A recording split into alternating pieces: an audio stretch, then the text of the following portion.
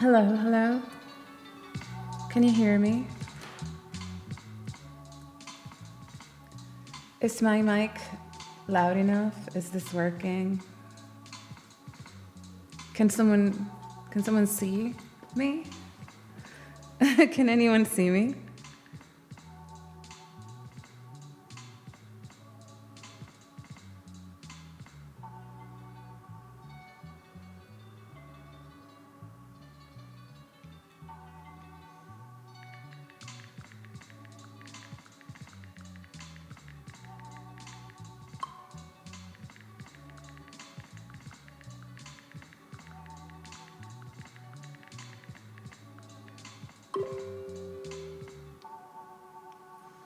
Hello, hello, good evening. Eyes see all. What an interesting username. Hello, Jason. Good morning. How are you guys doing today? I am testing the waters here at YouTube. I don't have much experience. I think this is my second stream. I don't know if you saw the first one, but I don't know. It's interesting getting used to a new platform. So I'm gonna be setting things up while we wait for people to show up. We're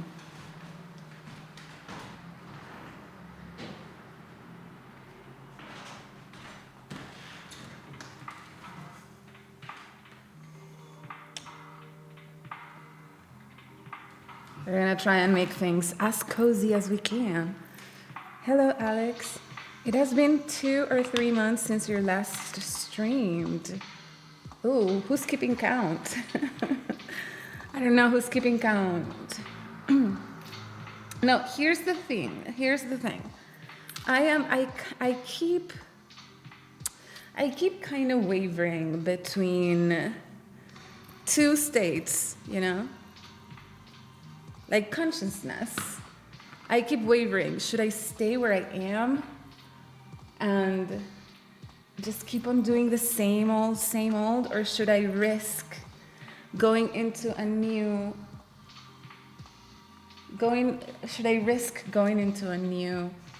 project, you know? And each one of the two has its downsides and its upsides. I'm just gonna try and put something interesting in the background while, oh, here's me, that's me. I can see my own stream on the TV. That would be weird. No, let's play this one. I think this is good. And let's see if we can aim this in a way that doesn't disturb the background. How about that? Can you hear me well? So for the past 10 years, I have been streaming just in a different platform altogether. And honestly, it has been very rewarding. It has been a key part of my development as a person. It has taught me a lot about myself. And it has given me the fuel to do many things in my life that I wanted to do. So no regrets, right? But I feel like that episode is kind of drawing to a close. And this one, jumping over to YouTube, is exciting, but it also makes me a little bit anxious for many reasons. So, risk has rewards. Yeah, absolutely. There's no rewards without risk, but there's also risk without reward. You know? So, while risk is a necessary condition for reward, it's not the only condition. And you could risk everything and not get any payoff, which is what scares me, you know? Always love your story time no matter where, but here could be good. Oh, I hope so, Jason. That's what I hope. Like, I am hoping, my hope is that by jumping platform into YouTube, I can explore a new territory for myself, which will open up new opportunities, not only in terms of like material gain or anything. Like, My only hope is that I will be able to keep the same or similar level of material reward as to what I have now. It's not like I'm looking for, it's not the reason that I am doing this switch is not material reward, but kind of like, I feel like I'm stagnating where I am right now. I feel like I've explored every single aspect of it, and there's just no more room for growth. I have done literally everything I could think of in that universe. I've explored everything. I have gone through a very deep and long growth process that I'm very grateful for. But I think like it's time for me to move on. The one thing here is consistency. It's very important. Yeah, maybe I'll manage to become consistent. We have 6 viewers, so I'm kind of wondering what it takes for the channel to have like 1,000, 2,000. Like that's gonna be an interesting climb, I suppose. But thinking about this, as I don't know if you have ever been in a situation in your life where there's something that you feel is kind of pulling you back. Maybe you go into a new chapter of your life full of like expectation and you have big dreams and you actually make them happen. And you're very excited to see it all develop. But by the time that it's done developing, like a picture, right? Like you take a photograph and the photograph while it's in the roll, it's before, right? With the analog cameras, you would take a picture and you didn't know really what it was going to come out as. You just like, there was a lot of faith involved. Like you would take the picture, you didn't have a screen to see what you took. So you would have to wait until you had taken all 33 pictures in the camera roll and then take it to get it developed. But you didn't know what was in there. But so it was like a sea of possibility. Like it was just a dream in your mind, in your imagination. You remember like some of the pictures that you took. Oh, the day I went to this concert, or when I went to hang out with this or that. And in your imagination, there was a lot of possibilities. But once the camera roll was developed, there was just no more possibilities. It was an actual reality. You had 33 pictures, and that was it. That's where it is. And sometimes out of 33 pictures, you would get maybe 1 or 2 good ones and 31 that you didn't really like that much. But by the time it was developed, There was nothing more that the picture could become. The picture was there and you had it and that's it. And I feel like life is a lot like that. Like you have the picture in your imagination of something that you want to achieve, and then you put all of your intention into it, and for a while as it is developing, like you're very excited to see what it's going to come out as. But once that you've already done all of this and you get the developed picture, there's no more growth. Like that's it. That's what it is. It's what it's ever going to be. It's not going to be anything else. It's done. So when you get to that part of the process, things start to feel a little bit suffocating, a little stagnating, So that's when you have to like look for something new, I feel like. I don't know if it makes sense what I'm saying, or maybe it's just me rambling. I think I understand here. People could really love you for who you are. Oh, that is so sweet, Jason. Oh, that is so sweet. Well, I hope that it will give me like a spark of like renewal. That's what I want. I want a new uncharted territory that I can explore, and hopefully you guys will have a good time exploring it with me. I hope so. I have 8 concurrent viewers.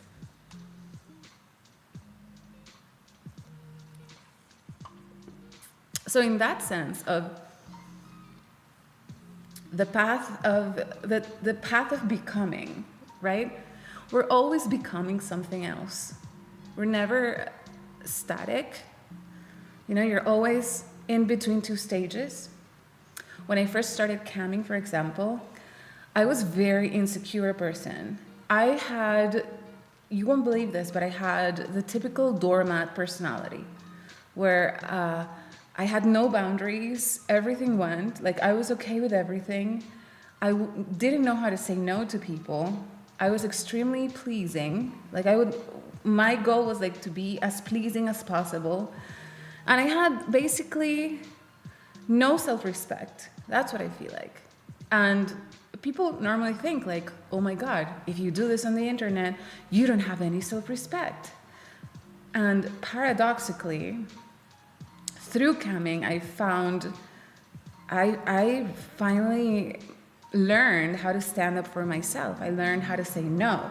I learned how to have healthy boundaries and how to respect myself and how to put a limit to people who wanted to take advantage of me. And that made me grow so much as a person, because you're more defined by what you are not than by what you are. If you want to please everybody all the time, then you don't really have an identity. You don't have a sense of self, because anyone can impose anything on you. So in order to actually find your center, find your identity, you need to learn, first and foremost, what you're not. I am not going to do this and that because that's not who I am. I'm not going to let other people define me in ways that I don't like, because that's not me. So in a way, I would say it was a very formative process. By the end of it, I am a very strong person. I know when to say no. I say no most of the time. Most of the time.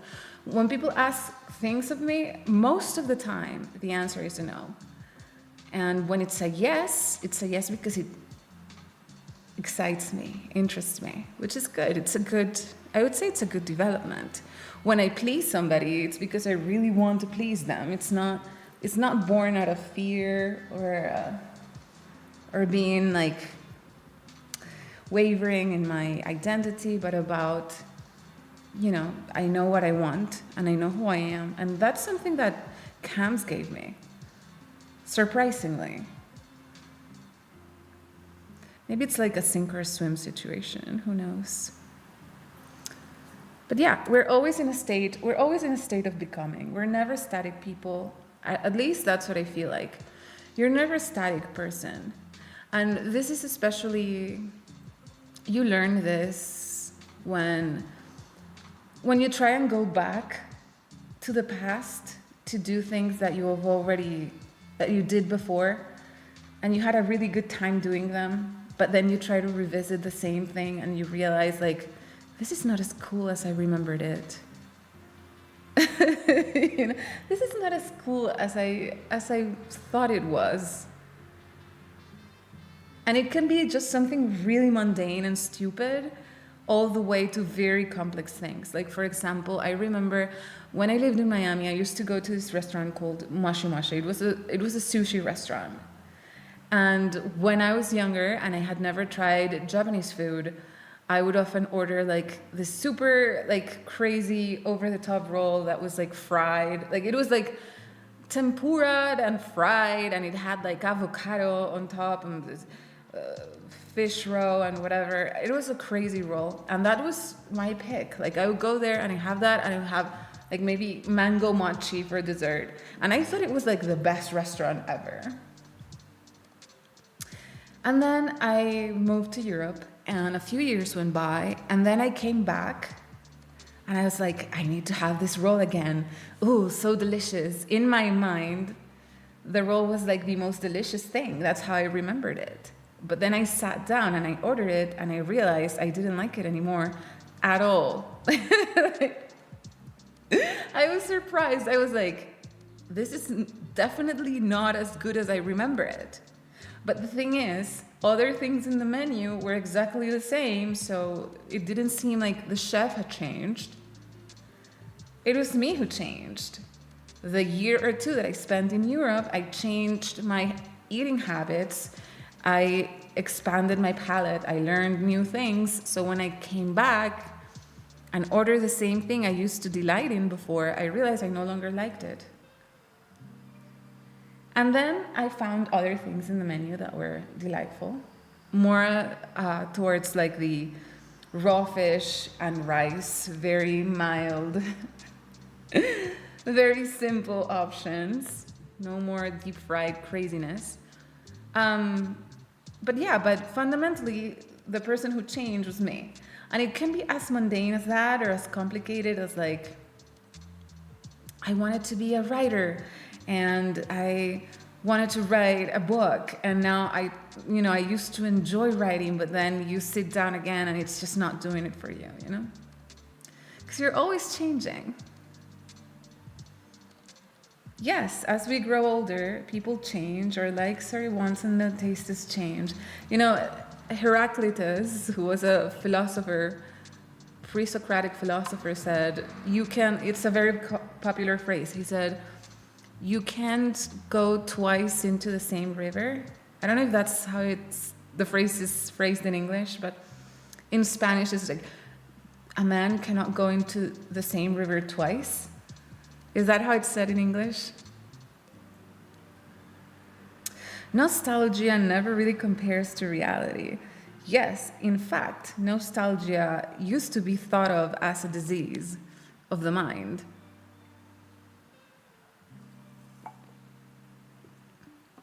Before our modern times, nostalgia was a disease of the mind. It was a fixation with the past, things that no longer are, so it was considered to be morbid. It is just us who have like a positive concept of nostalgia. But anyway, you cannot go into the same river twice, not because the river changes, of course it does, but because you change. So the person going back to the river is not the same person that was once in it.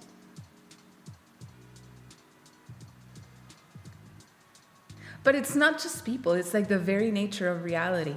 Say imagine you have ice cream in your fridge and you take it out, and the one thing that defines ice cream is that it's cold, right? Ice cream. Okay, it's creamy, true, but if it wasn't cold, it would just be a mousse, right? So the thing that defines ice cream, it's more ice than cream. So the thing that defines ice cream is like it is a cold dessert. But the minute you take it out of the freezer, it starts to become warmer until it's no longer ice cream. It goes back to the baseline. It melts. It becomes warm to the touch. It's no longer ice cream. It's something else. Melted disappointment, I suppose. And the same thing happens with like hot things. You have a soup. Warm, hearty soup for the winter. Delicious. It's warm. But what happens when you stop stirring the fire under it? It gets cold, and now it's no longer soup. Now it's a liquid that is not very satisfying. It went back to the baseline. So like they have these islands in Dubai where it's man-made islands, artificial islands, and they have to keep pouring sand under them or next to them or something so that they don't sink back into the ocean. So because they're artificial, right? And if you want to maintain something that is not natural, like an artificial island, then you have to work a lot. It takes a lot of work. You have to keep pouring sand on it. But you could argue that this is like the nature of the entire reality, if you stretch it enough.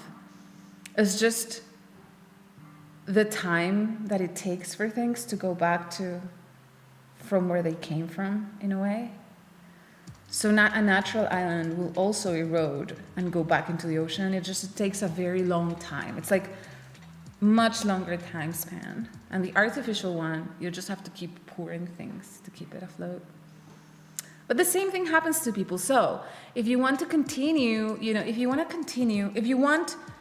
want to melt like an ice cream, right? You don't want to sit there doing something that is not fulfilling anymore and that you have already explored in its entirety, and then just become more and more lukewarm until you're just like room temperature, bored, boring, right? You don't want to let that happen to you. You don't want to be the melted ice cream, the, cold soup. It's not what you want to be. You need to get that fire under your ass. And in order to do that, you have to change. You have to accept change and flux as part of your life. So that's what drives me to want to go to YouTube and switch platforms, is that this is familiar enough that I feel like I have a sense of talent and purpose, but foreign enough that it forces me into a new unexplored territory and see if I can make it work.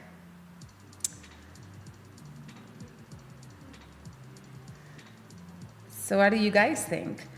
So we have 11 concurrent viewers. I wonder if this concurrent viewers means that 11 people are watching constantly, or if we've had 11 different people join at different moments and it's not reflective of the people actually in the room. So can we do a head count?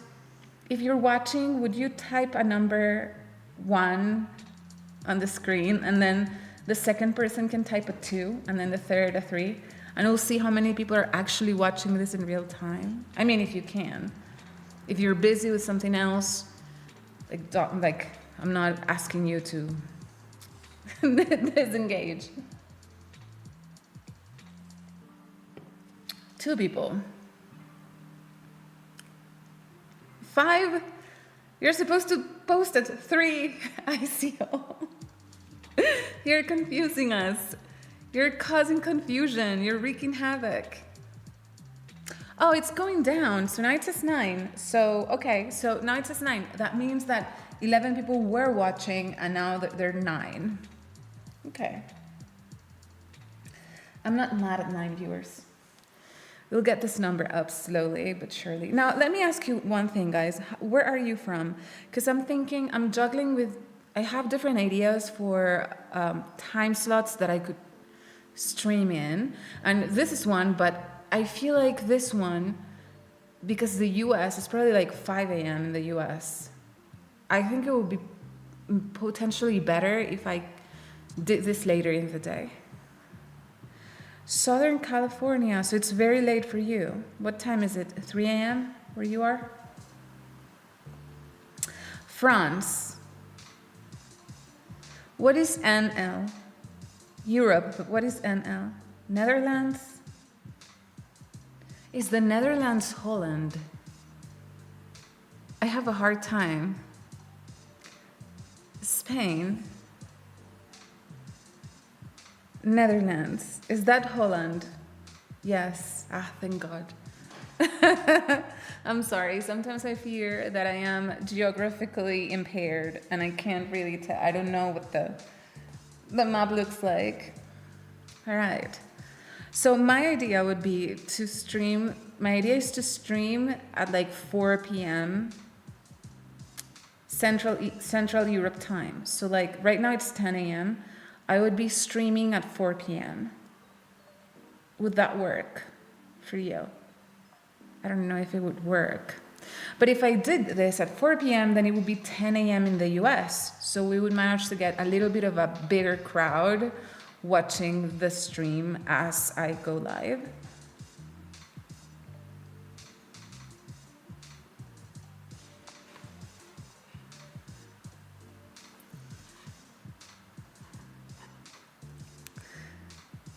Now I'm testing different playlists for copyright-free music. You see, the platform I used to stream in, allowed me to play any music that I wanted. And I have a really good playlist set up for streaming with the popular music, but I cannot play them on YouTube because I could get a strike on my channel. Problems, just generally speaking, just problems. So now I have to figure out, a copyright-free playlist that does not suck. And it's not as easy as it sounds. It is not as easy as it could be.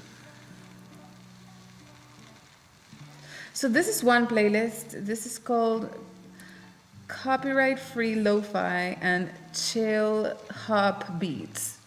I'm not mad at this playlist. It's not something I would listen to on my own, like if I was looking to have a good time. But we're gonna play a different one and see which one meshes better with us. This is in Spanish, but it has 30,000 saves, so maybe it's good. It's a little bit more up-tempo. What do you think?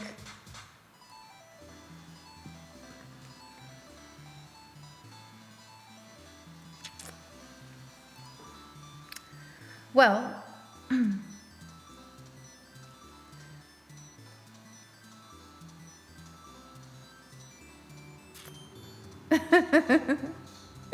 I'm suddenly like drawing a blank. I'm like thinking, I'm becoming a little bit self-conscious of our interaction right now. Like I'm thinking, should I continue to talk about what we were talking about, or should I switch subjects? Should I go deeper into this rabbit hole, or am I going to bore the audience?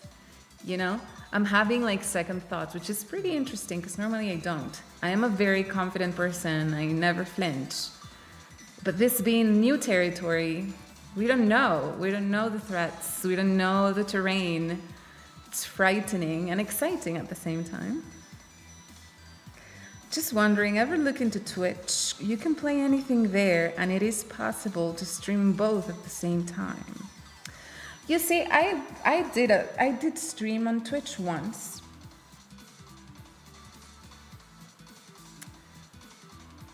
I did stream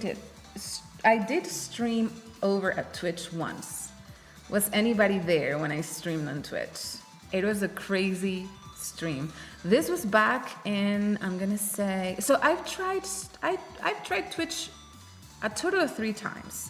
One of them was with a lot of intention. The other 2 were just like, ooh, new shiny thing, let's check it out. So the first time that I tried Twitch was 2014. And I was very addicted to a card game called Hearthstone.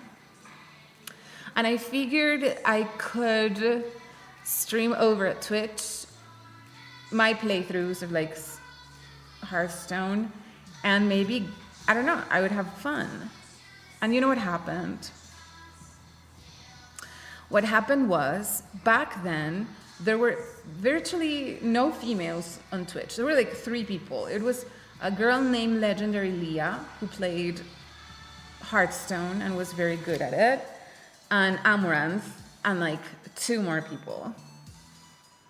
So I went over to Twitch and I did my session, and I remember I was wearing a cute dress, but it had a little bit of a cleavage, and the audience went mad. They were so mad. They were so mad at me because I didn't play. I wasn't very talented or anything. Like I didn't reach legendary status on Hearthstone. And they were saying that I was only there to showcase my boobs, that I was a boob streamer, that I was not serious. But the way they went about it in chat was very abusive, like very, I don't know, I would say like I thought it was very childish and immature, but it was enough of a nuisance that it didn't make me enjoy the stream at all. So I decided, you know what? It's incredible, but I get more respect over at an adult website than I do on Twitch. I'm not going to do this anymore. This makes no sense. This makes me feel bad. So that was 2014. And then I never again went into Twitch until 2019, 5 years later. And in 2019, it was a completely different experience. I had learned from the first time around, so I showed up, I was very covered, I had no cleavage. But it was at the height of like the peak of my popularity on the adult websites. Like I had just gone from being liked to being the top performer on the site in like a year. And I had like 20,000 people watching in a single stream. And I directed everybody to Twitch to watch my stream. And my idea behind going to Twitch was that I wanted to come in public. I wanted to go out in the public to have an experience, you know. So I was traveling and I gave everybody a tour of the city that I was in. And I learned my lesson the first time, so I showed up all covered, and I had like 700 people watching. And what happened was very interesting. I was no longer getting abused for having cleavage or being a boob streamer because I was very covered. But people were mad that I had so many viewers on my first stream. People would be really, really mad that I had a popular stream on the, get-go. But it was a lot of fun because the stream began on my hotel room. I gave them a tour of the hotel. I showed them the minibar. Then we went outside. We went to buy a selfie stick. So we went into one of these touristy traps. And then we started going to the most touristic places. And I started to interact with like the people who were like dressed up as like Mickey Mouse or something.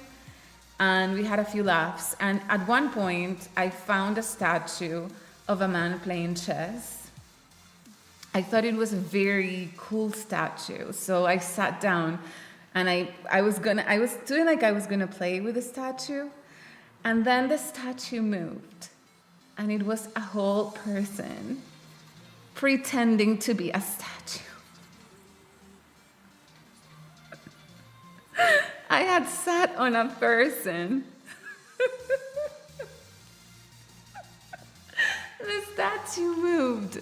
I almost get a heart attack.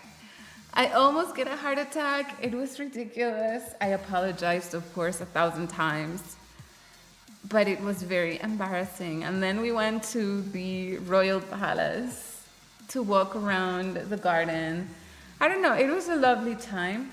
But it was still more trolly than I would have hoped. And more importantly, every single person watching the entirety of the stream came from the adult website. Like, I realized that Twitch was not going to send me anybody fresh, anybody who didn't know me already from before. So I thought, you know what, should I be pouring all of my viewership into this new project? It makes not sense. I remember that time. When was this time-wise? It was 2019, Zap, 2019. I remember that time it got much better, and gaming is not the most important thing anymore. It's more about the person, and girls are more respected now, and IRL is fun. Yeah, it could be. I mean, I could be, but I don't know. I don't know if I want to go on Twitch. I feel like I'm at a place in my life where I kind of want to explore maybe a more serious, more grown-up side. I don't know, maybe I'm wrong, but I feel like most of the audience on Twitch, they seem to be very young. It skews very young. And I'm not sure that I have a lot to say to younger people. I don't know, how old are you guys? How old are you? Maybe I'm wrong, but I feel like people watching me are generally around 30 in the 30 to 40s bracket. And people on Twitch are like 20 maybe, 25. See, 41. I thought so. I figured. Like, I feel more comfortable with this demographic than I feel with 20-somethings. I feel like I don't have much to say to younger people. Yeah, see? 37, 40, 41. Yeah. And I feel like there's a very big disconnect between millennials and Gen Z. I don't know. It sounds kind of cringe to give it generational names, right? But I feel like it's a way that people can understand what I'm talking about easily. I feel like people around 30 to in the 30 to 40 bracket belong to one group of people, and then people younger than 30 are like an entirely different perspective on life and everything else. Makes sense, right? We were shaped by different circumstances, and we get so much hate from both like Gen X boomers and also like from Gen Z. Everybody hates on us. It's okay, I'm fine with it. But let me ask you one thing. Do you guys think that subcultures are dead? Because people were wondering on Twitter the other day, where did hipsters go? Where did hipsters go? We had hipsters. It was a massive thing. There were tons of hipsters everywhere, and then all of a sudden, they vanished. Poof. Where are they? Where are they hiding? Where are they with their craft beers and weird haircuts? Where'd it go?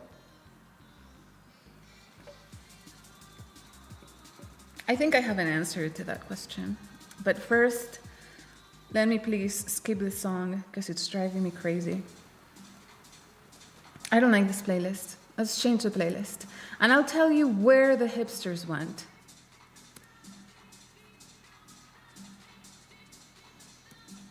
Let's go back to the one we were playing before that was more... Ugh, I hate this one. Okay, this is better. This is better. They are the new health influencers. The hipsters, what do you mean, health influencers? I don't know, I feel like socially, it kind of went full circle, you know? So the hipsters, in my opinion, okay? They realized that what they were doing was immature and they grew out of it. Ooh, I wish humanity was that enlightened. But no, because you see goths, right? For the longest time, I don't know if still, because I don't go out much, but I am in a permanent state of hibernation.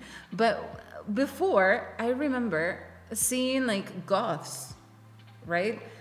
Like goths were a thing in like the 80s, even like late 70s, right? But you could still see goths in like late 90s, 2000s. They were still around. Old goths and new goths. It was still a thing.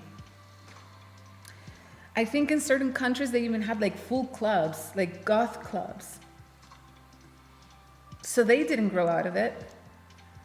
Where's hipsters? Why don't we have hipsters? You could see old punks too. In fact, I think you can still see them sometimes. Old punks are like metalheads walking around in like outdated t-shirts. Right? What happened to hipsters though? You don't see them anymore. Where are they? With their weird mustaches, thrifted vintage dresses. Where are they? Craft beer, fixed wheel bikes. Where did you go? They evaporated. You know who also evaporated? Hippies. You don't see hippies. I mean, you see one or two like crazy old hippies, I suppose, if you go west and like search really hard. I suppose you can still find one or two somewhere, in a diner somewhere. I don't know. But like, where's hipsters? It's the same fate. Here's what I think happened. And you can correct me if you think I'm wrong. This is not like gospel. This is not science. This is just me with an overactive brain trying to make sense of things. So here's what I think. Hipsters, right? What was like the core essence of hipsterdom?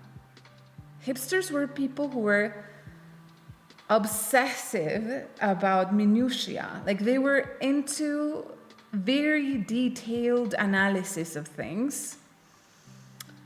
They were into indie music. They were into obsessively analyzing things and dissecting things. And they had a thing about precious, like keeping precious things alive in a way. That's how you got like craft beer. They had a thing for aesthetics. Like it wasn't okay to just be drinking Bud Light, right? You had to have a special beer in a nice bottle with a beautiful label and interesting flavor, I suppose, that somebody crafted in their own basement.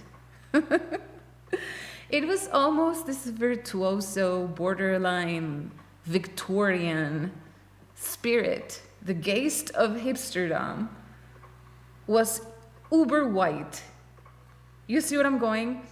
The essence of hipsterdom at its core was impossibly white. It was a movement.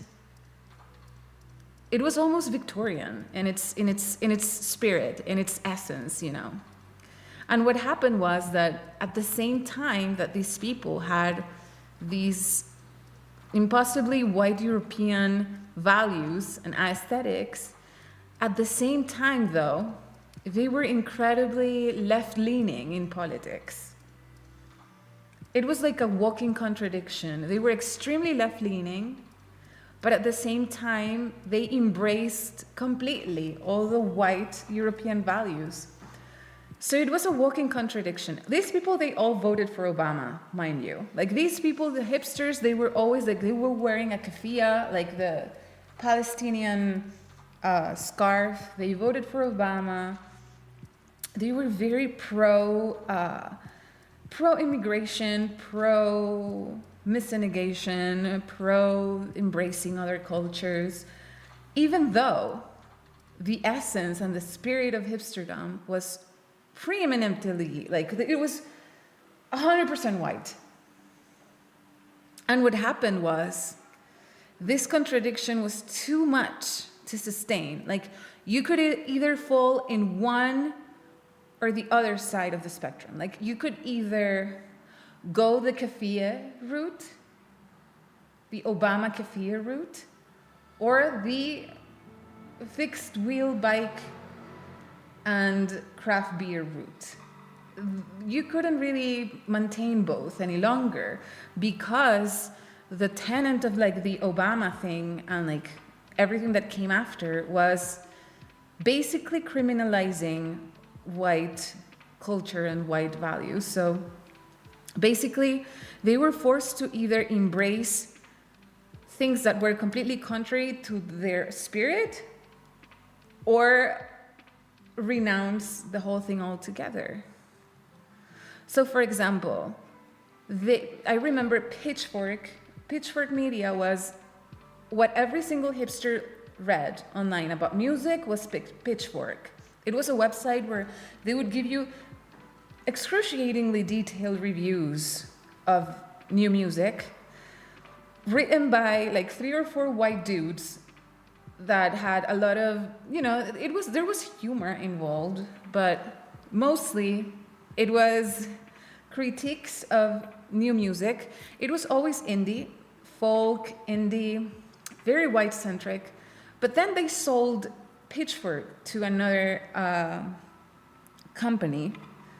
And this new company changed things around. So they fired all the white dudes that they had writing there, and instead they made a middle-aged woman the editor-in-chief, and they replaced half of the staff with women and people from minorities, and they started to review hip-hop and rap instead. So all of a sudden, a space that was traditionally hipster, where you would go to read about like the Animal Collective or like Devendra Banhart or whatever, all of a sudden they were just reviewing hip-hop and rap, and all written by a woman. And suddenly it just imploded. And at the same time, they started to make people feel very ashamed of their own taste. Do you guys remember a website that came out called like Stuff White People Like? Do you remember that one? they would call out all of these hipster attitudes and make fun of them relentlessly for being stupid and white. I don't know if you guys remember this. Like, I remember one of the things, like, take 1 year off to travel to impoverished countries and like do, work for free for NGO. Do you remember what I'm talking about? So on the one part, they felt they were at their heart very woke. Like I said, they had the keffiyeh, they voted for Obama. They were very much into this whole leftist mindset, while at the same time having very white tastes. So they started to feel very guilty about their own tastes. So half of them went that route, and I suppose nowadays they probably identify as Z, Zaire, Zor, right? Really identified as Zir, and are like beating fellow women at their own sports. And the other half, like, they just became the far right, the alternative right. The other half of the movement, those who did not want to feel guilty about their own taste, simply got radicalized to the right. That's why the right can meme. Because it's the hipsters, the old hipsters doing the memeing. They did have a sense of humor. They just renounced the other half. Right?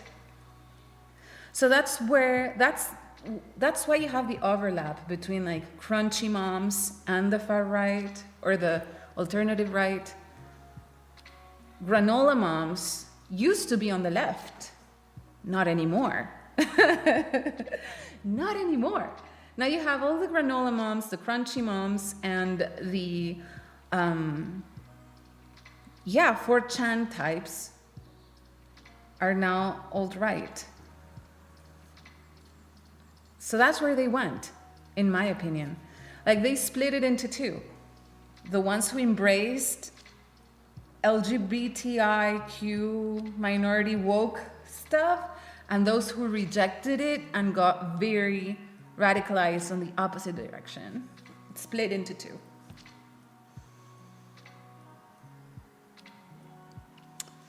Guess which one I stand in? But I feel like with Gen Z, and here's the thing, with Gen Z, I don't think Gen Z has subcultures. I haven't seen any of that. They have different like aesthetics, right? They have like dark academia and light academia and like all these stupid trends that come up on TikTok where they dress differently. But it doesn't necessarily translate into like a cohesive movement with like an ideal or like a view of the world, like the goths had or the punks had. Punk was basically anti-establishment and it was in defiance to authority. That was the main thing with punks. By the way, do you guys know that Sex Pistols is actually a word for penis? Did you know? Because I just found out the other day and I was shocked. I was shook. I was shocked. I couldn't believe it. I've been listening to the Sex Pistols forever and never did it occur to me that I was actually listening to a band named Penises. The Penises. So anyway, Gen Z does not have, I've never seen like a proper subculture coming out of them, which is crazy. We had two, like millennials had two subcultures. We had emo and then we had the hipsters. And then we had people who would like fold into pre-existing subcultures, like people who would call themselves goth or punk, and were just like folding into pre-existing scenes, right? But we had two that were of our own making, emo and hipsters. Zoomers have nothing. I feel so sad for Zoomers. What do they have? They have nothing. I feel like there's like no space anymore for subcultures because it's all so fragmented, you know? Sometimes I feel that way and sometimes I feel the opposite way. Sometimes I feel like the internet made everything so fragmented where every single person has an entire different universe of meaning. Like what you see online and what I see online has nothing to do with one another. So how can we possibly have anything in common to build upon, right? But then I think, you know what? This might have been true 15 years ago, but now everything has been taken over by 3 companies that are pushing the content. Everybody is either on Facebook, Instagram, TikTok, or Twitter, and they have an algorithm, and everybody is reacting to the same 3 stupid videos because that's all the algorithm feeds you. The only difference is like the level of disconnect between the original content and what you're seeing, right? So like someone who goes to Reddit are like reacting to the content firsthand with no mediation, no filter. But if you watch, like if you're on Twitter and somebody posts a screen cap of something that was said on Reddit to make fun of it, you're also reacting to the exact same thing. It's just now you have one level of distance from the poster, but it's the same thing. And then you have to listen to the commentators on YouTube talking about the discussion on Twitter about the Reddit screenshot. You know what I mean? In the end, we're all, now it's like TV again. It's like television again. Like we're all reacting to the exact same thing now. The algorithm, welcome to the internet, the democratization of culture, right? Maybe for a while, for a couple of years, but right now it's just television all over again. The boomerization of the internet. So sometimes I feel one way, sometimes I feel like it is all so fragmented, how are they going to build a subculture? But then at other times I feel like, no, wait, the internet was fragmented, now it's just the algorithm. The algorithm is king. It feeds you what you need to see. Don't go any further than what the algorithm shows you. It doesn't matter. Like, for example, here on YouTube, you can subscribe to any number of channels, because I am subscribed to any number of channels. You can hit the bell, do this, do that. But in reality, all that is ever pushed is what the algorithm wants to push you to watch. I hardly ever get the channels that I am subscribed to recommended to me. Why? I actually went ahead and hit subscribe because I wanted to see them. I was interested in what they had to say. Now I have to go to like a special section within like the front page and like click on this hidden link in order to see the things that I told the website that I wanted to watch. They know better than you, you know? They know better than you what you want. So it is all slop, in short. Everything on the internet is now slop. So how are you going to build a subculture out of slop? It's very difficult. And so Gen Z, poor people, they have like no subculture.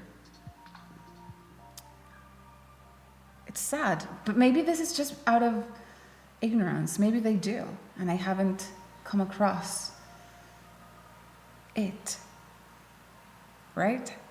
Who knows? Maybe I have aged out of the zeitgeist. Just a millennial. Swimming in the dark, swimming away from the zeitgeist. I don't know.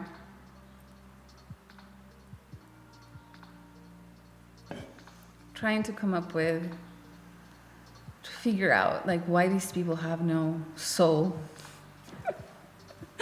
Why no soul?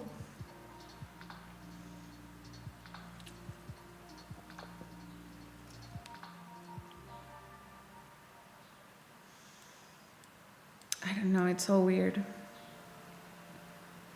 Sometimes I feel like everything that happens online is a simulation, and people live more in the simulation than in reality. For example, you have your real life, and you have people in your real life, and then you have the internet and television and all of these things that are very much not the real life. It happens on a different plane, like a dreamlike state, and you interact with people too. And sometimes it is even the same people that you interact with in real life and on the internet. But the nature of the interaction is completely different. So like in real life, if you interact with people in real life, it's a first-hand experience of the other person. Like you're in the same context, sharing space. And sometimes you don't even have to talk to be in the presence of one another. You can do it in silence, but you're there and the other person is there and you're sharing a moment in time. And it feels real, right? But then on the other side, through the computer, on the internet, on the simulation, when you interact with the same people, interactions are like having a long-distance relationship with them. Because everything is just pictures and images and text. And there's not really any possible way where you can be with the person in silence, because the relationship only ever exists in the communication that you can have over this simulated space. So it's like actually having a long-distance relationship and a close-distance relationship at the same time with the same person.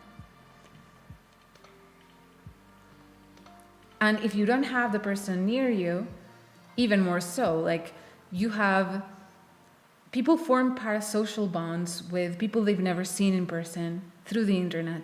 Maybe you follow someone, maybe you follow me and you're in love with me. No, maybe you follow like somebody on Twitter or maybe on Twitch or something, and like you romanticize that connection, but the other person has no idea who you are. You see them all the time. You become interested in them, but they don't know who you are, and you form a bond that is just one directional. And of course, then we get into like adult content and all of that, and how people satiate a part of themselves online without looking for the physical, actual, real manifestation in the real world of things. And no wonder everything is broken, you know? No wonder people like are struggling with dating, with forming like bonds with people, friendships. People are lonely because it used to be before the internet, before everything, like people were just in the real world. But then we got TV, and at first it was just people would turn on the TV, watch a program, and then turn it off, and then go back to their real life and live their life.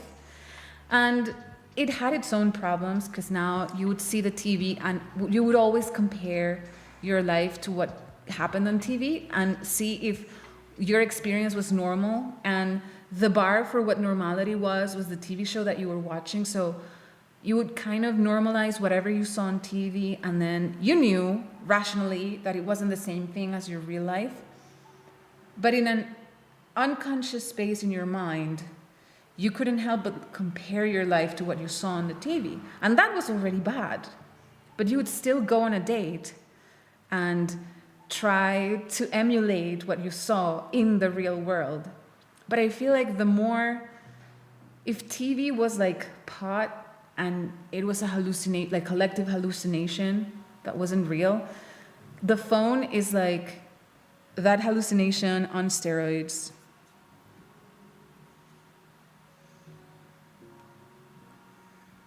It's like that hallucination on steroids. And like, the only difference between like the TV and the crap we have now on the internet with the algorithms, where everybody's actually watching the same thing, even though we pretend like we're not, is that before on TV you just turned it on, and now with the phone, not only are you watching the same thing, but you're like caressing the phone, right? So you're like gently caressing the TV as it shows you what you're supposed to consider to be normal in your life, right? And people don't want to live in the real world anymore. They want to be in the simulation 24/7. People want to avoid reality as much as possible. And then they watch films and TV and things online that make it seem like the people they're watching don't really have a TV or a phone. Because you never see them. Like, you never turn on the TV. You never see a TV show where the protagonist just plops on a couch and just watches TV the whole time. They don't. They go outside. They have adventures. They find the love of their life. They marry them. They have children. The people watching the TV don't. You know what I'm saying? You know what I'm saying? Yes, our brain was not made for this type of interaction. Our brain was made for a town of like 1,000 people max, where everybody knew each other. And if you wanted to go on a date, you could ask your mother who this person was, and your mom would tell you, yeah, this is the son of such and such, and he went on a trip last year to this place, and he comes from a good family, and you could go out on a date, and there would be like a context to the interaction. You would know who each other are. But now we are fungible people. We're fungible. We need to have skills. Guys need to have a skill to hook a woman. You need to go to the gym, have a skill. You need to be 6 feet tall. Because you don't have that context. You don't have anybody vouching for you. So now you have to impress with skills. It's a terrible situation. But especially, like, the most terrible part of it is not even that. It's the fact that people want to live. They're mistaken. Like, in the past, they would say people want to be the hero on their TV. People watch TV because they want to be the hero. No, they were mistaken. People don't want to be the hero. Nobody wants to be the hero. If they wanted to be the hero, they would turn off the TV. People love not being the hero. What they want is to continue to live in the dreamlike space, the collective hallucination, and not having to take care of their own life. That's what people want. People want the TV show to be about them, about what they would like to be, but are not. They want to watch the TV. They don't want to be the TV. They want to watch it. And that's the problem. And I feel like we're already living in Blade Runner 2049. We just haven't realized. Because you don't really need the Avatar experience. You don't need to be completely immersed in the simulation. The screens are enough. The purpose has been accomplished. You're role-playing a character through your Tinder profile or your Twitter account. And you spend more time there than you do in reality. And this is everybody. And the world is not ready for this, was not ready for this. So it's all the social structures are crumbling because of that. That's the reason, in my opinion. And of course, we have other issues that are more superficial, like the dopamine addiction and how everybody's attention spans are getting shorter and shorter. But in reality, the true problem at the core of it is an evasion of reality. Nobody wants to live in the real world because it's a risk, because it demands things from you, because you can fail, and it can be painful, and it can be exhausting, and it's much, much, much sweeter to just plop your ass on a couch and let yourself be taken away by whatever hallucination or dream is being concocted in there. And, you do this more comfortably if you have an algorithm feeding you everything. Thank you. Have a good night. Thank you for watching. So we have 14 people watching. I'm not mad at 14 people watching. I enjoy these conversations. I don't know.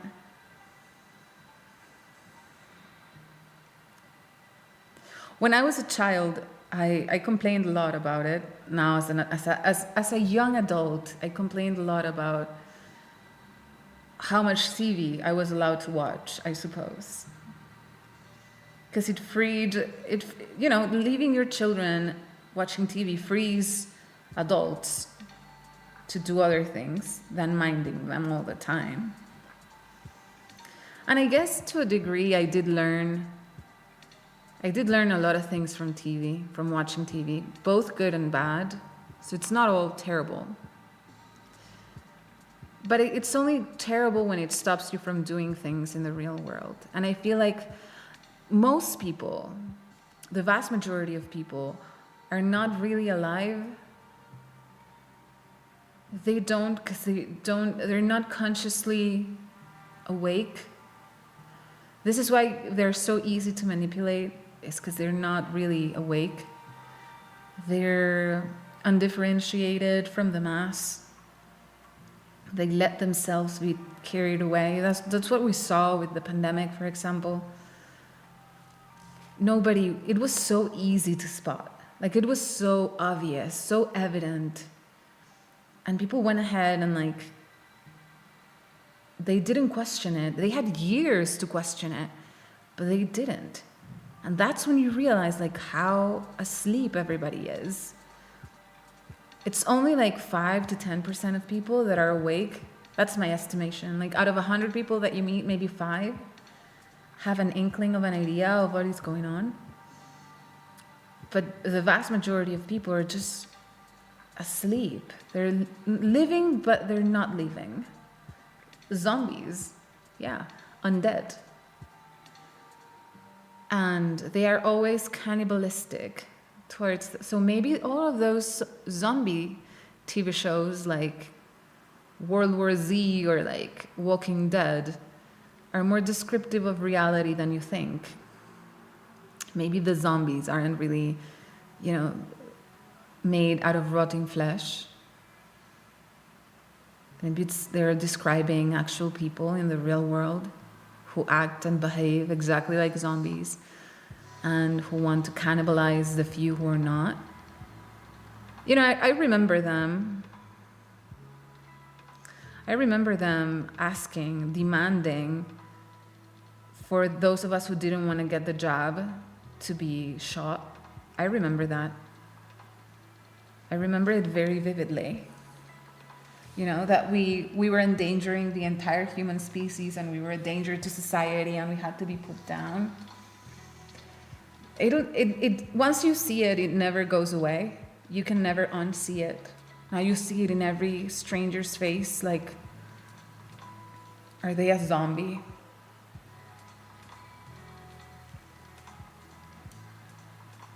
So,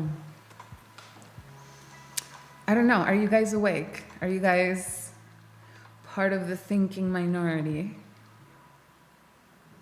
Do you question reality? Do you question the context? Do you question what the people around you hold to be true?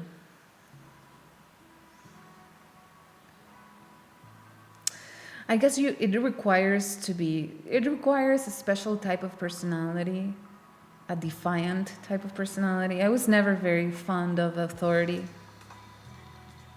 I was never fond of being told what to do for no reason. Always questioned why I was being told to do one thing or the other. It didn't make me very popular among the other children, by the way. I was never the most popular when I questioned the order. And I kind of feel for children, because I remember when I went to school and they would make us sing the anthem. They would make us, it was 6:30, 7 in the morning, very cold for the standards. Everybody had a sweater on. And they would make us form squares on this very big expanse that was next to the school, to listen to the director, like the school principal, talk to us about something. She was usually complaining that we hadn't been on our best behavior. And then they would play 3 different anthems: the anthem of the country, the anthem of the school, and then the anthem of the state of Israel. And we had to sing along, stand very straight, sing along. And if you think about that, like with like a cold brain, doing this to like 6-year-olds, you cannot call it anything else other than brainwash, can you?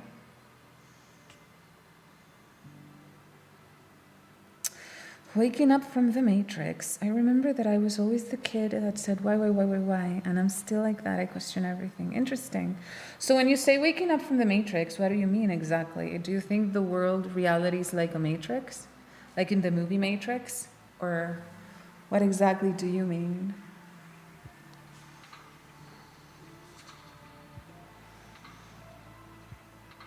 I mean, there's definitely things that don't add up.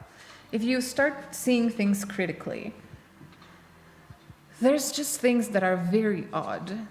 Things that, it's like a noise on the back of your head. It's like something makes interference and you can't accept what they're telling you. It happened to me, I remember as a child, like 2 very clear examples of this. One was, I remember when I was told viruses are not alive and they're not dead. I remember being told this when I was a child. I wasn't that young. I think I was probably like 14, and we were studying, pathogens and stuff, and then we went into the theory of virus. And I remember thinking that made absolutely no sense. So we went over all the things that a living creature must have in order to be considered living. And it was a series of criteria. So first of all, there had to be exchange between the organism and the medium they were in through breathing and metabolism, right? So plants do this, bacteria does this, humans do this, mammals do this, invertebrates do this, fungus does this. Every single thing that is alive grows, has an exchange between themselves and the environment through metabolism and breathing, right?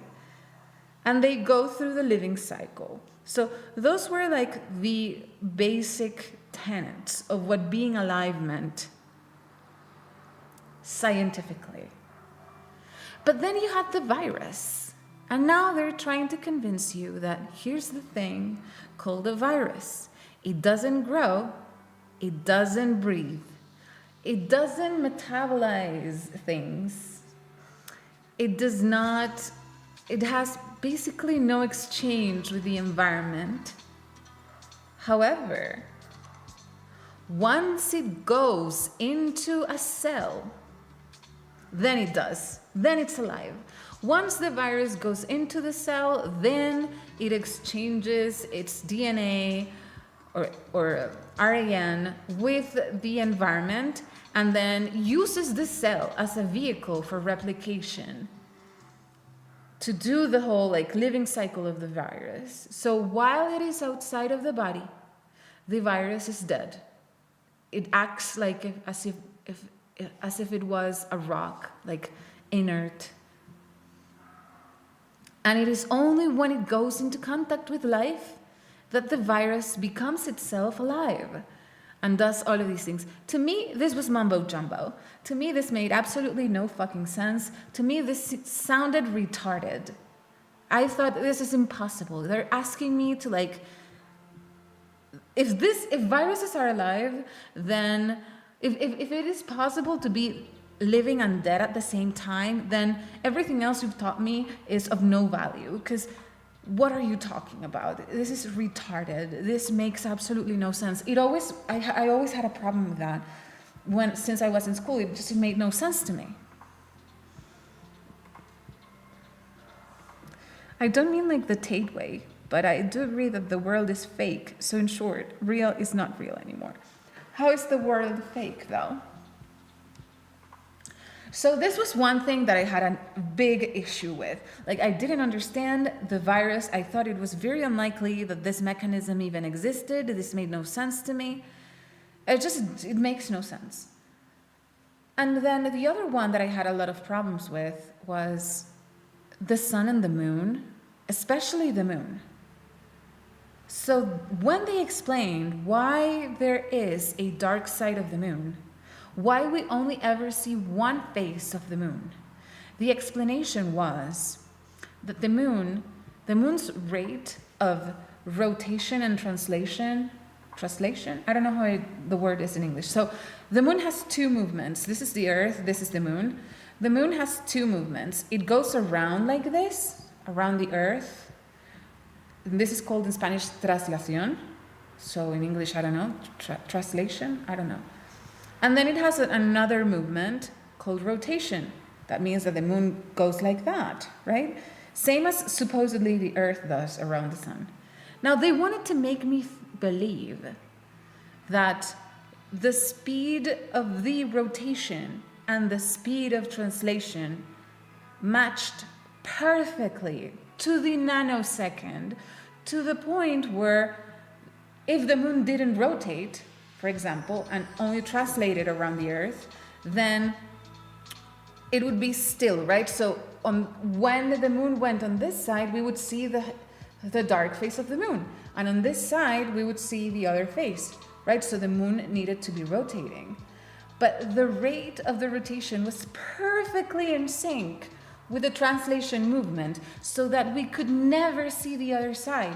Because if it was off by just a nanosecond, eventually over the years, it would slowly rotate just a little bit. We would be able to catch the other side eventually. But they wanted to make me believe that it was exact, precise, a precision impossible to see anywhere else in nature. So I also had a problem with that. Those were two things that really made me question everything they were teaching me, because it makes no sense. It doesn't check out, like, it does not sound like these two ideas come from the same nature that is around you, is what I'm trying to say. In nature, nothing is that precise. Things are mismatched, things are not aligned, things are a little slow or a little fast, but it's never precisely the exact same.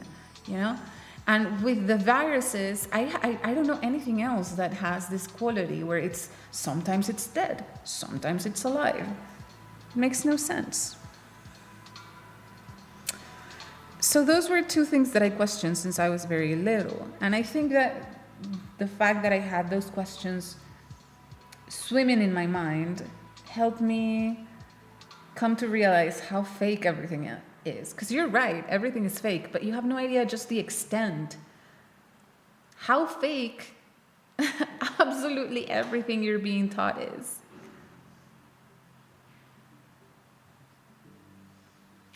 I do understand what you're saying, but nature is not perfect, but extremely precise. We just can't see it. No, it's not precise. That's the thing. It is not precise. It is not precise. You never see two waves in the ocean be the exact same. They're all slightly different, you know? Everything has variance in nature. I cannot believe that the moon is in perfect sync to the point where we'll never see the other side. That makes no sense to me. Where is the evidence that there is even another side to the moon? Before NASA, okay? Let's forget about NASA and let's pretend like NASA never existed. If the moon truly had another side, we would be able to have a way to demonstrate that. Otherwise, it's just a myth.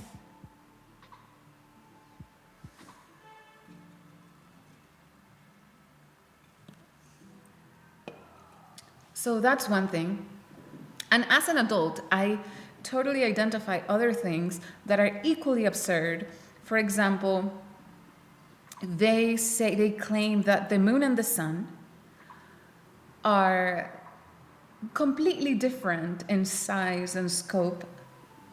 They just look the same. Just think about this. You have two objects in the sky that look like they are the same size, to the point where when there is an eclipse, one and the other match perfectly.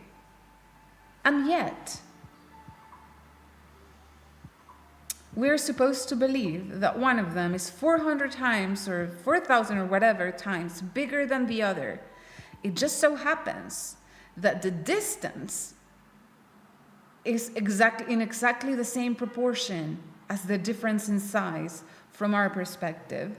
Don't you find that impossible? Don't you find that difficult to believe that they look the exact same size?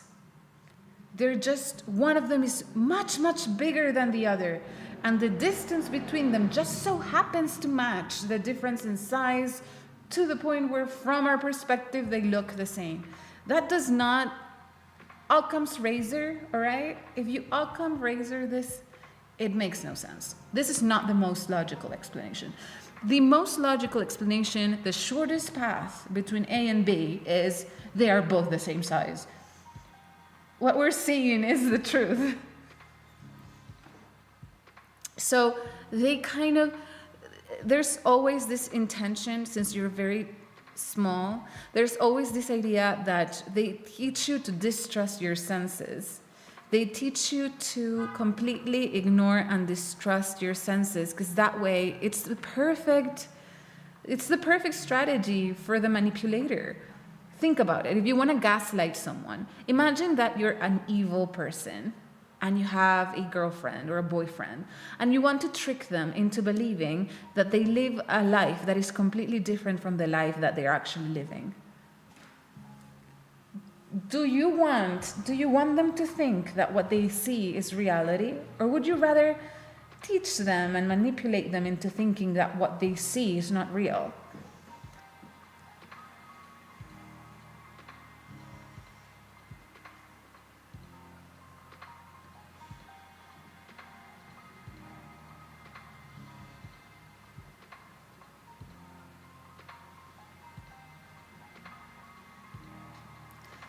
Geologically, it is for now, but depending on how you view the history of the Earth, being billions of years old, it won't be forever. Okay, let me ask you one thing. How do you know the Earth is billions of years old? Where's the proof of that? The solar eclipse is not everywhere like that on the whole world. It is just in a specific place. Yeah, but regardless of that, they're the same size to your eye. To your naked eye, the sun and the moon are the same size. And we know they're the same size because when they're one on top of the other, the eclipse, it completely blocks the sun. The moon completely blocks the sun. So they're the same size, the same apparent size from our perspective. Right? Don't you think it's easier if you go through Occam's razor? So Occam's razor is very useful. It says like the most likely explanation, it's usually the right one. Right? Let's read Occam's razor. Let's read what it says. Let's learn together. Okay, Occam's, because we talk a lot about Occam's razor, but we don't always read what the law actually says. And here it is. AI overview. Oh my God, we live in the future. This is being served to us by an artificial intelligence. Okay, here we go. Occam's razor, also known as the principle of parsimony, suggests that when faced with multiple explanations for a phenomenon, the simplest explanation is usually the most likely to be correct. So which one is more simple? The sun and the moon, looking to be the exact same size to our naked eye. Is it an easier explanation that they actually are the same size? Or is the easiest explanation that one is 4,000 times bigger than the other. It just so happens to be four times farther away. Do you see what I mean? Do you see what I mean? It's a very convoluted explanation.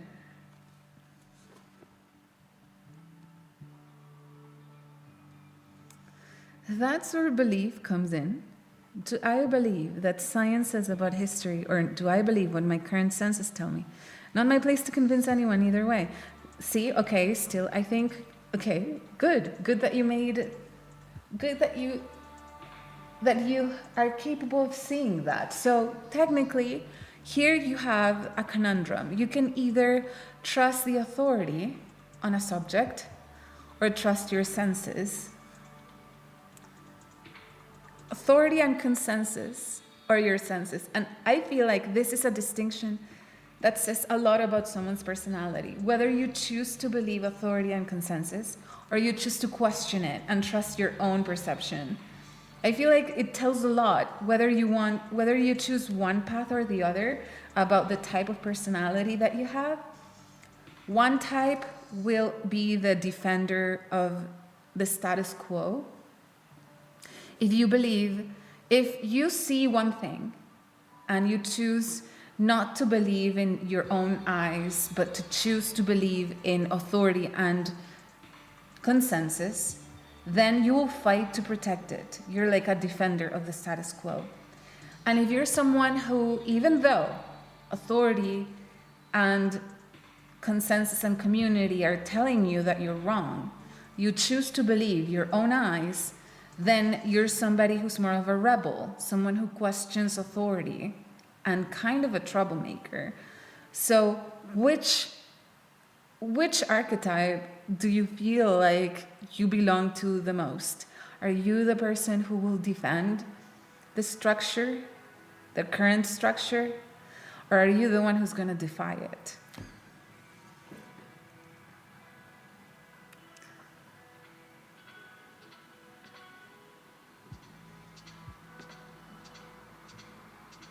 The moon is never the same size. No, you're wrong. The moon is always the same size. It changes. You mean size as in the faces of the moon, or as in the circumference of the ball?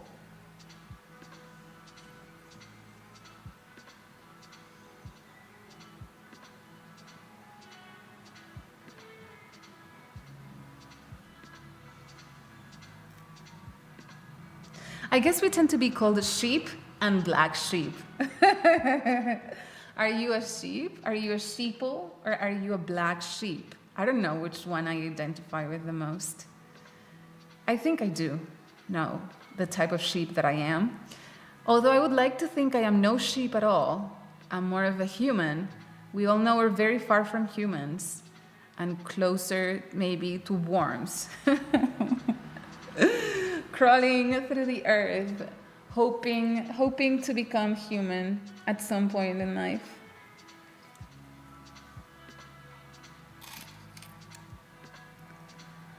So the moon, I know a great deal about the moon from observation. There was a time in my life when I believed in astrology. I still do, but I have taken distance. But for a long time I studied astrology a lot. So I know how the moon behaves. For example, did you know that the only time when you can have a solar eclipse is during the full moon?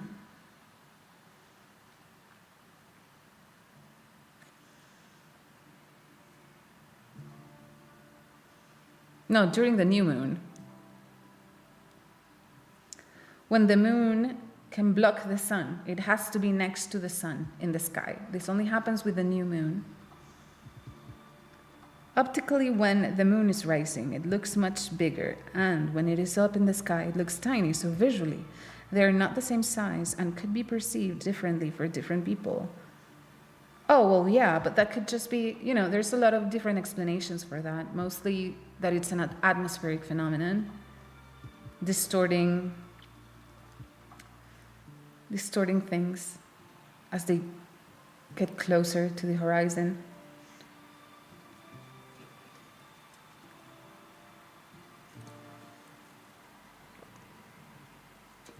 But yeah, this is one thing that you have to ponder.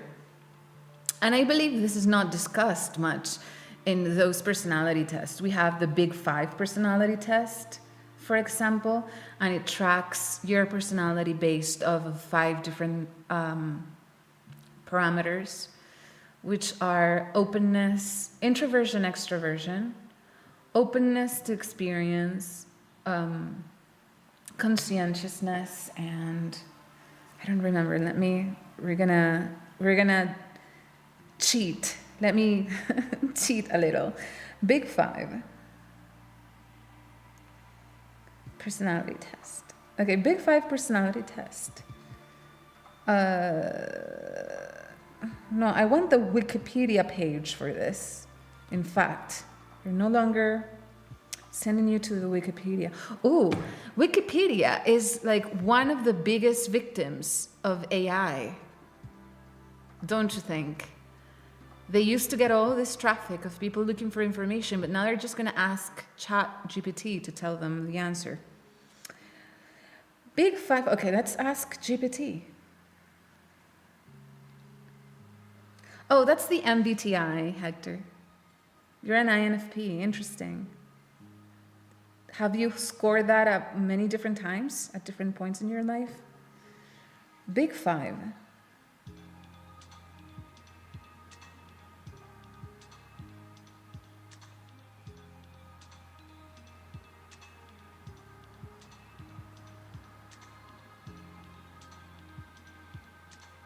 Okay, the Big Five personality traits, also known as the 5-factor model or Ocean model, are a widely researched and accepted framework for understanding human personality.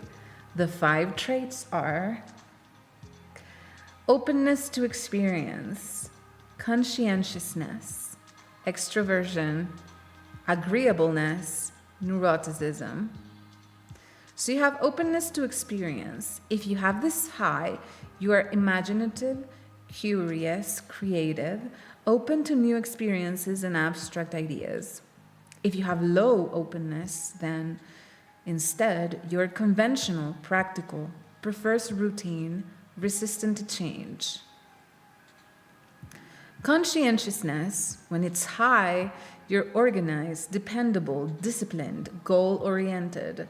When it is low, you're careless, impulsive, disorganized, less reliable. Extroversion, if it's high, you're sociable, energetic, assertive, enjoys being around others. And if it's low, you're reserved, quiet, you prefer solitude, less expressive, introverted. Agreeableness, high. You are compassionate, cooperative, trusting, and helpful. If it's low, then you're competitive, critical, suspicious, less empathetic. Neuroticism, sometimes called emotional stability, but reversed. If it's high for neuroticism, then you're prone to stress, anxiety, mood swings, emotional stability. And if it's low, you're calm, emotionally stable, resilient, and relaxed. Each trait exists on a spectrum, and individuals can fall anywhere along the continuum for each one. Let me know if you want a test link or a way to score yourself or someone else. All right, so there's 5 different traits. I feel like if you are someone who questions authority and you question, like you go with your perception over authority or over consensus, you probably have very high openness. So you're imaginative, curious, creative, and open to new experiences and abstract ideas.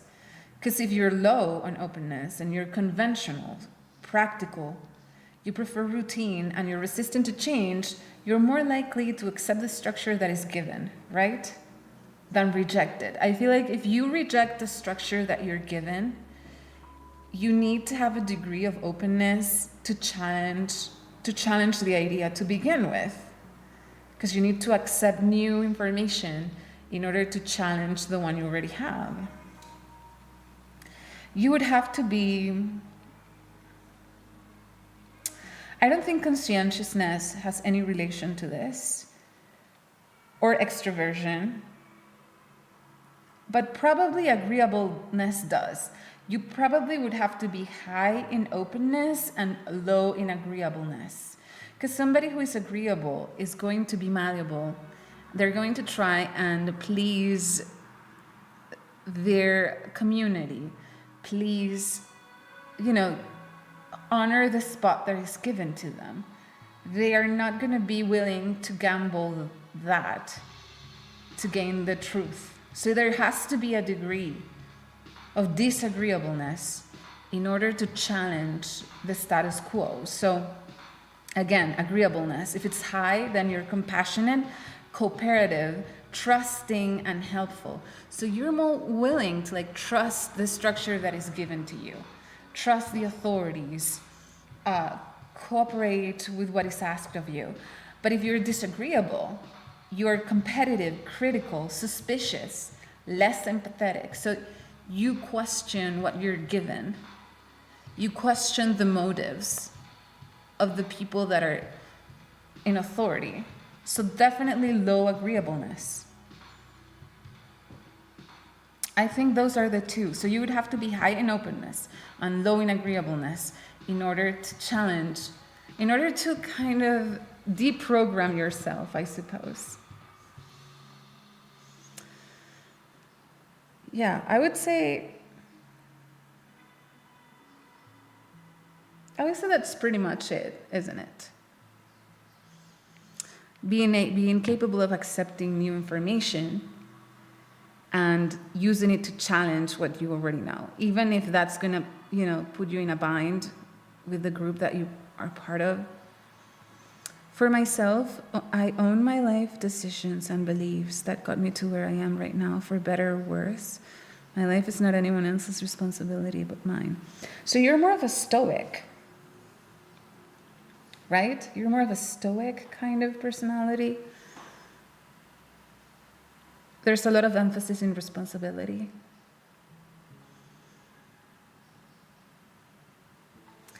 I don't know, it's interesting. I feel like we're very much constrained. Most people are constrained by one hemisphere of the brain. You live from the left side, and then every explanation that you find for things comes from a very rational place. Or you're more of a right brain person, and then you're more into compassion and the feeling side of your psyche. But both kind of lead you astray, if you know what I mean. There's a blind spot, there's a huge blind spot with left side dominant people that they miss. They miss how things are connected often. I guess it's the same thing as there's this meme online of are you more of an autist or a schizo, right? Autists are those are identify patterns and are dissecting everything, and then schizos are everything is connected, and kind of autists are everything is separate. I don't know if you've seen that meme. I'm gonna look it up because it's fun. I want to show you. Thank you, Hector. Have a good day. Hold on. I want you to see this meme because I think I would look it up as autist, schizo, chart.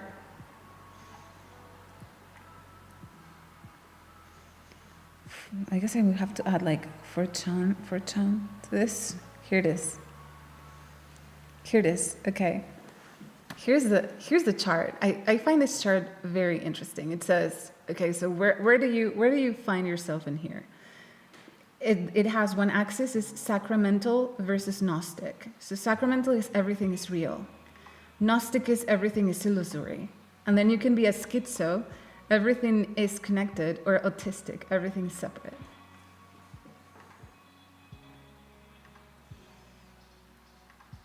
So one thing, for example, so I'll give you an example of how someone who's left brain dominant, autistic, would miss reality.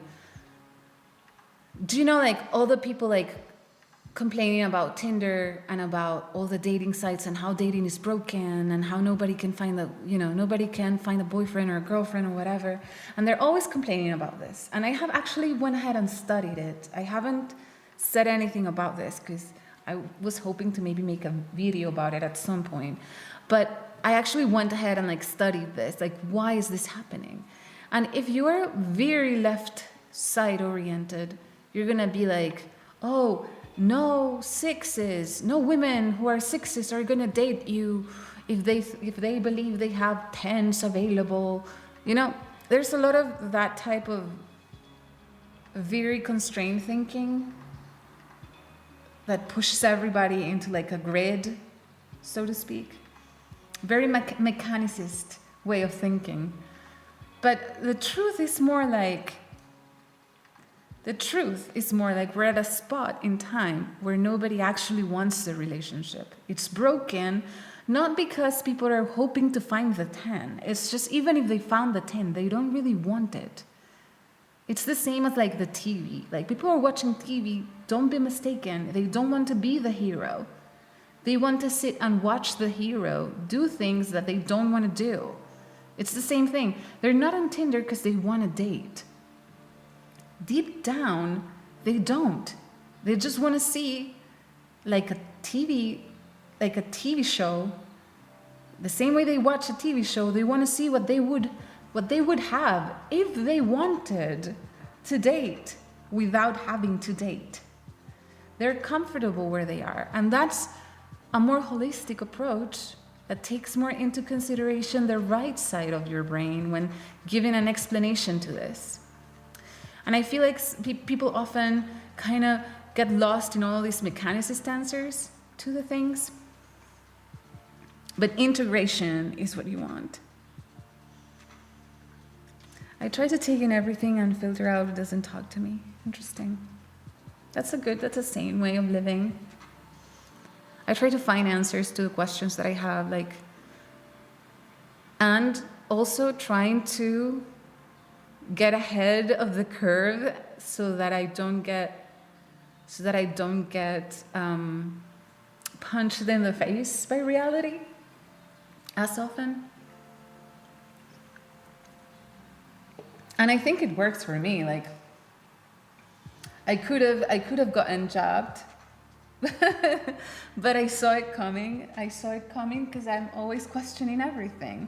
So I didn't get jabbed, and I didn't get tested, and I didn't comply at all. I resisted as much as I could without turning my life into a mess, right? So like, when it was unavoidable and when it was more convenient to follow along because it was low risk and it would save me from going into unsavory fights with people, then I would comply. For example, the masks. I did wear masks to go to the supermarket and to go places because the cost analysis was off. Like, I would have had to fight a lot of elderly women in order to exist without a mask. And it just wasn't worth my time because there was not a big risk to wearing masks. But anything that I found that was risky or uncertain, I would definitely skip. And that's how I didn't.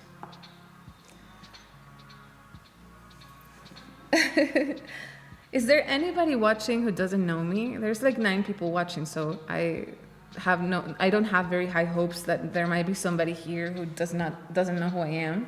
But I'm still going to extend the question just to see what happens. Does anybody here does not know who I am?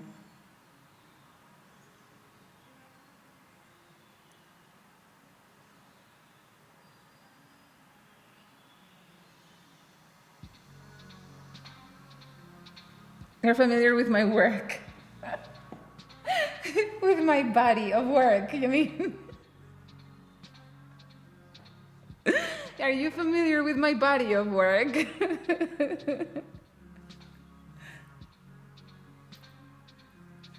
I loved argumenting in the COVID times. What is that, argumenting in the COVID times?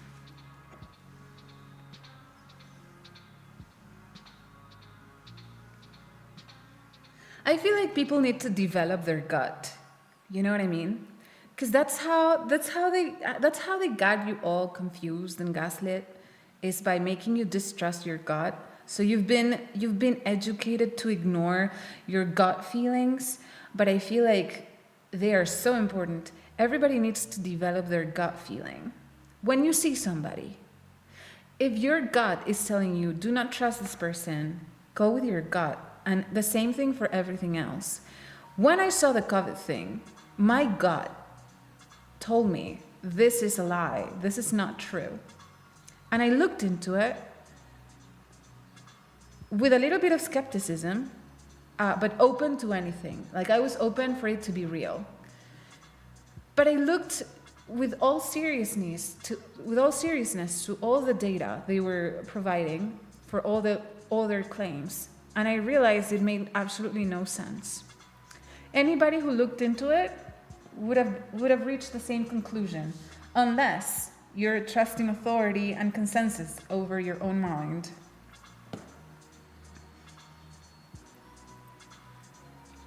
But this is like someone telling you, like, if you mix red and blue, you get orange. You have red, you have blue, you mix it, you see it's purple. Why are you going to trust anyone telling you it's orange? Even if they're the authority or the consensus, you're seeing that it's purple. It's not orange. So I tend to go with purple.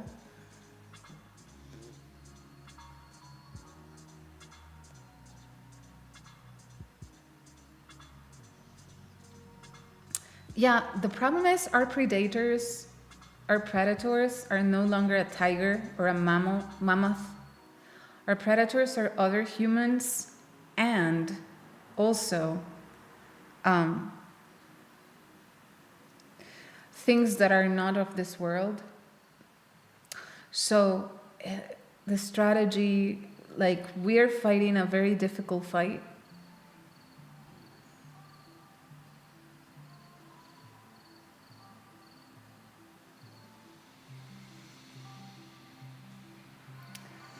We need them more than ever. If anything, we need them more than ever.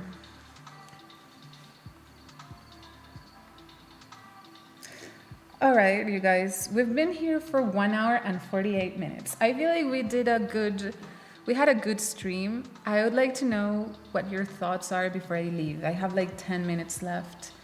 And I would love, how's the sound? Is my voice coming through comfortably?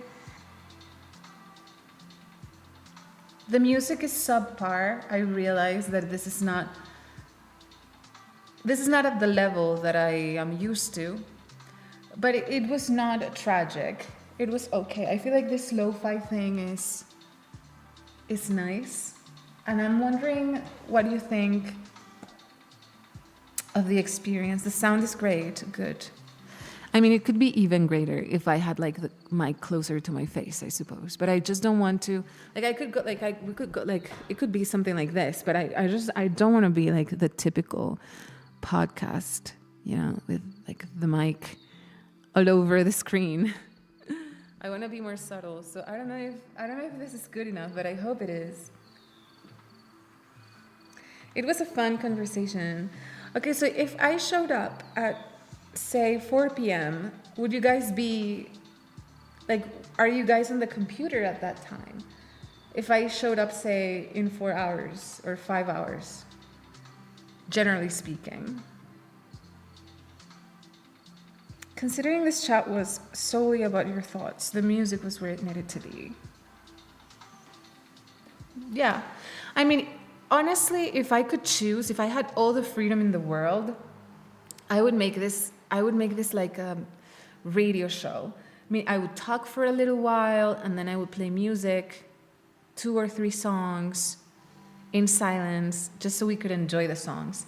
And then I would talk some more, and then maybe I could have people call me to ask things, and I would give them my thoughts on things. That would be super cool. If we could somehow manage to turn this into that type of show, that would be awesome. The problem is I can't play music that is worth listening to, because it's all, you know, copyrighted and strikeable. But I think like for now, and we don't really have a big audience yet, so if I become famous, you'll have bragging rights to say like, I used to watch her when she had 9 concurrent viewers. I discovered her when she had only 9 viewers watching her. Would you come back next time? Or do you think this was, like on a scale of 1 to 10? On a scale of 1 to 10, do you consider this to be something that you would want to listen to more frequently? Or is this like something that, well, I don't know, I came here today because it was new, but yeah. How do you think? I'm curious. I want to know how we're doing and if there's anything that can be improved. I really want to give this a solid try, and I'm going to start with streaming, but maybe later on I'll add videos. We will see how it goes.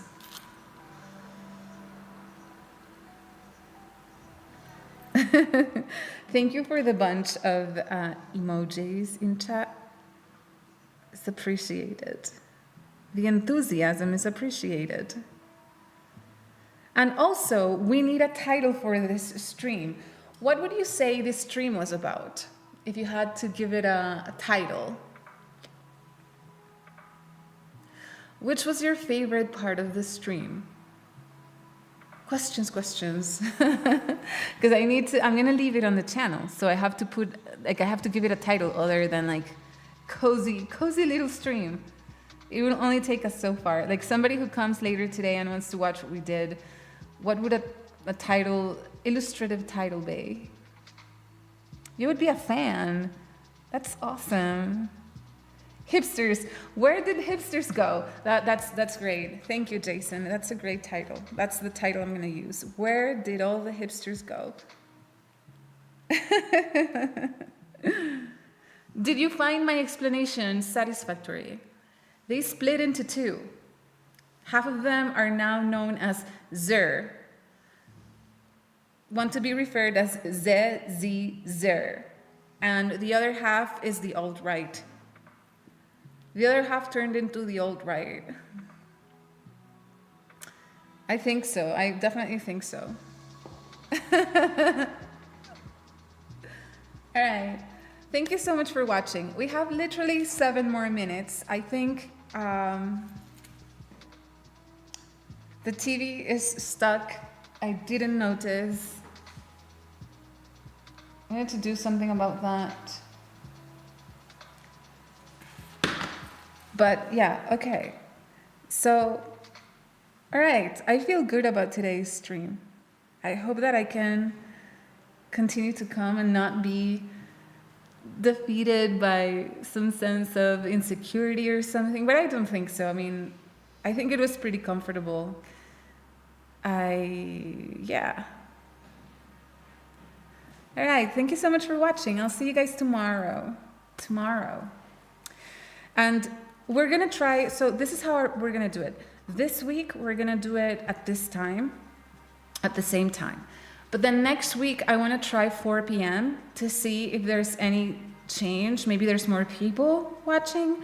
So next week, I'll let you know, but I think I'm gonna be on at like 4 p.m. just for you to have an idea. Thank you so much. See you guys soon.